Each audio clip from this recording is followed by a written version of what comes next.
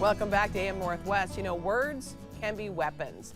Here to share things you should never say to your partner. We welcome back our confidence coach, Laure Redmond. Good to see you. Happy Friday. We're twinsing again. Yeah, absolutely. We are. Let's talk about this because really there are some things that can really just spark a fight, cause someone to shut down. And one of the first things you say is never, ever say to your partner, shut up. That seems obvious. Well, I think people lose their manners when they get triggered or upset. Right. But I think of shut up as profanity. In fact, when I was raising kids, I would not allow shut up. Yeah. If they said the F word, I wouldn't say much. But if they said shut up, Really? I'd say, no, Yeah. you cannot use that demeaning language, because the message of shut up is that your input is not valued. Right. And it's just really a bad two-word pair. So get it out of your vernacular. I know people say it in the younger generations like a joke. Right. But I just don't like it, and I think it does cut away at some of the self-esteem. Yeah. If someone says it to you. And you should never say, this was never an issue in my last relationship. I think bringing up your last relationship at any point is probably not a good idea. You're probably right. Where I bring it up sometimes is the lessons I learned from it that are positive or useful. But often it's used in a way that says, undermining, like it's all your fault if this didn't happen in my last relationship. Right. If I say, well, this never happened in my last relationship, it's basically saying, therefore it is your fault. Your fault. Right. But it's never usually one person's fault, and I do believe you're right. The trust gets eroded when you're talking about a past relationship that seemed to go better than this is going currently. Right, right. It's not a good idea. Yeah, absolutely. And then not saying anything at all, or, you know, the silent treatment is what we call it, right? Yeah, and often silence is useful, but you have to tell your partner that you're needing some time to just be quiet. Yeah. And when you don't say anything, it's an avoidant technique that makes them recoil. And then when you need nurturing, it often doesn't come to you because they now give you the silent treatment. Right. So in the attachment theory, there is one very important one to know is damaging, which is the avoidant attachment, which is another way to say silence, not using words to say, I need a break. It is really torture to do that to somebody, the silent treatment, I think. Yeah. And often you were given the silent treatment as a young soul. Right.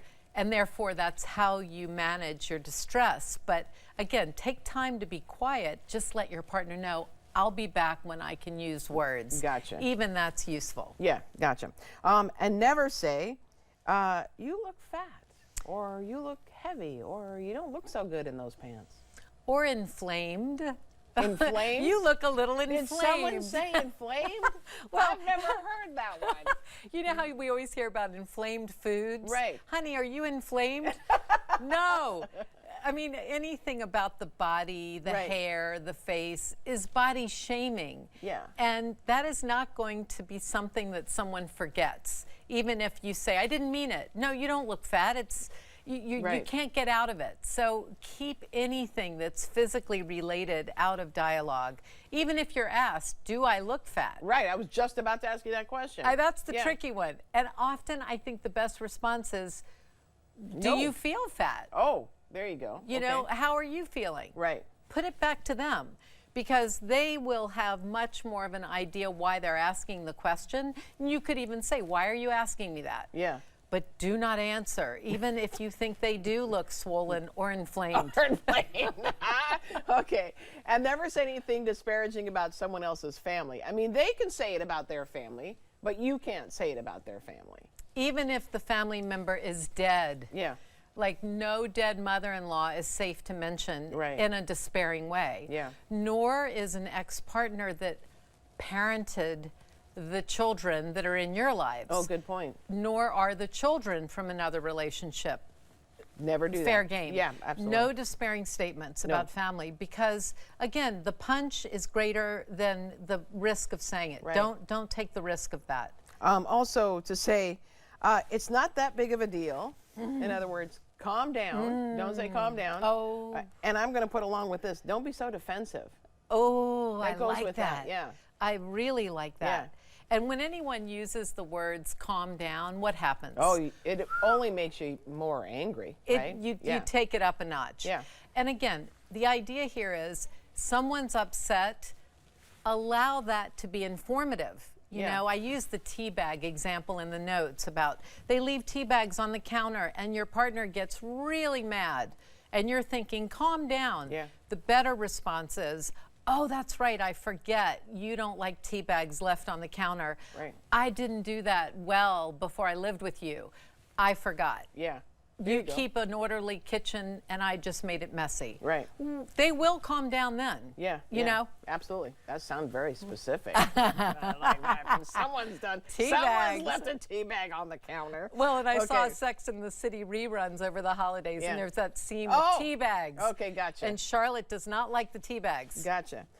Sarcasm.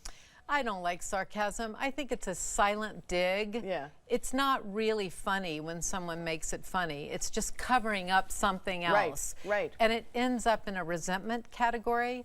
So resentments are always little problems under construction, and sarcasm is another way to hide that. Yes. So sarcasm doesn't work. I agree. Also, well, you're crazy. I know, that one's bad. Don't say someone else is crazy. Also, when you say that, if you say that, you are taking no accountability. You're acting like this person is acting They're so the ones out of they're hand. the problem, not me. Yeah, and it's a name calling that just removes you from the problem. Yeah. And I mean, people do say that to another when they're upset about the way they're acting, the other person's acting. Don't say that. Absolutely. All good points. Oh, thank you so much, Laura. Helen. Happy Friday. Happy Friday, and I guess this is our Happy New Year segment. This is it, Even though we've heard that enough by now, Yeah. it is a new year, and it's great to see you. Great to see you, too. We'll be right back with more AM Northwest. Don't go away.